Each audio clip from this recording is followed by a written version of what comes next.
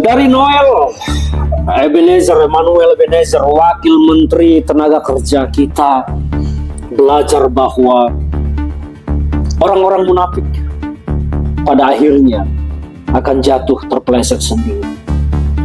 Noel Emmanuel Ebenezer, seorang pragmatis, oportunis. Saya kenal baik dengan Noel. Saya, kalau nanti saya bilang sahabat, takutnya dia tidak mengakui saya sahabat. Tapi saya kenal baik. Noel sejarah perjalanan hidupnya memang cukup bagus. Karirnya menanjak dari bukan seseorang menjadi seseorang. Dari nol menanjak mendadak. Bahkan saya juga kaget kemarin ketika KPK memamerkan barang-barang sitaan atas OTT yang dilakukan terhadap Noel. Saya kaget, terus terang. Saya sangat kaget.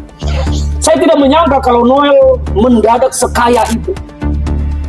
Saya tidak menyangka kalau Noel sudah memiliki aset sebanyak itu. Saya kaget sekali. Karena dari zaman waktu ya belum jadi apa-apa, saya sudah kenal Noel sebetulnya. Makanya saya kaget hanya dalam beberapa waktu singkat saja Noel bisa memiliki aset sebanyak itu. Saya terus terang kaget. Maka kemarin ketika saya mendengar berita informasi bahwa ada penangkapan yang dilakukan oleh KPK pada malam hari, dan saya sudah mendapat informasi, saya berkata dalam hati, kau benar-benar bangsat ternyata Noel. Itu yang terungkap.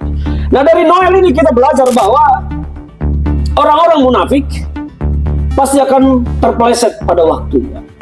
Kita pernah beberapa kali mendengar Noel Ebenezer berkata dengan integritas tinggi bahwa seolah-olah dirinya maha super bersih, seolah-olah bahwa dia adalah musuh bagi kejahatan korupsi di negara, seolah-olah dia adalah pahlawan yang akan memberantas korupsi. Ternyata terjerembab dalam kasus korupsi. Dan parahnya, berita yang beredar, yang disampaikan bahkan oleh KPK, masuknya adalah pemerasan. Pejabat negara memeras. Gila ini. Gila ini, benar-benar gila. Saya dan kita semua pernah mendengar. Ini potongan video dari saudara Noel yang berkata bahwa koruptor harus dihukum mati. Kalian dengar dulu sedikit ini. Berani nggak sama-sama kita bikin fakta integritas? Kalau nipu rakyat, hukum mati. Kalau korup, hukum mati. Berani nggak? Dan saya akan mengajak siapapun nanti kandidat bikin fakta integritas. Nah, itu adalah potongan video ketika Noel bicara tentang koruptor harus dihukum mati. Ada lagi potongan video yang lain yang menyatakan bahwa dirinya adalah ancaman bagi pengusaha-pengusaha nakal. Tadinya saya berpikir bahwa dia benar-benar akan menjadi ancaman buat pengusaha yang nakal. Ternyata dirinya memang jadi ancaman, karena kalau pemerasan itu benar, artinya dia menjadi ancaman bagi pengusaha takut diperas. Coba didengar ini. Video ini juga beredar luas bahwa dirinya adalah ancaman bagi pengusaha nakal. Makanya saya sampaikan, saya akan menjadi ancaman nyata untuk para pelaku usaha yang nakal.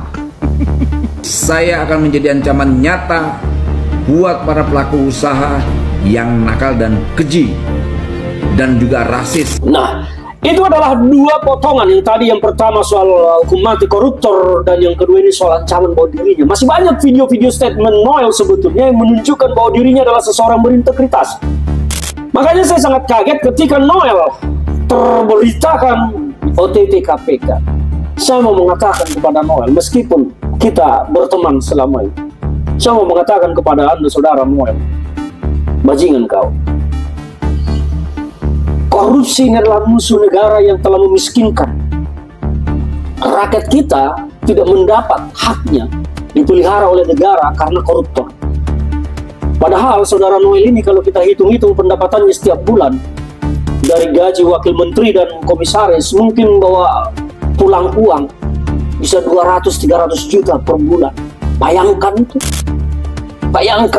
Tapi dia masih harus melakukan tindakan tercela dan harus menghadapi ancaman hukuman. Saya mendukung KPK untuk mewujudkan hukuman mati bagi Noel sebagaimana apa yang disampaikan, koruptor harus dihukum mati. Saya berharap seluruh negeri ini juga mendukung KPK untuk menghukum mati Noel supaya tidak ada lagi Noel berikutnya.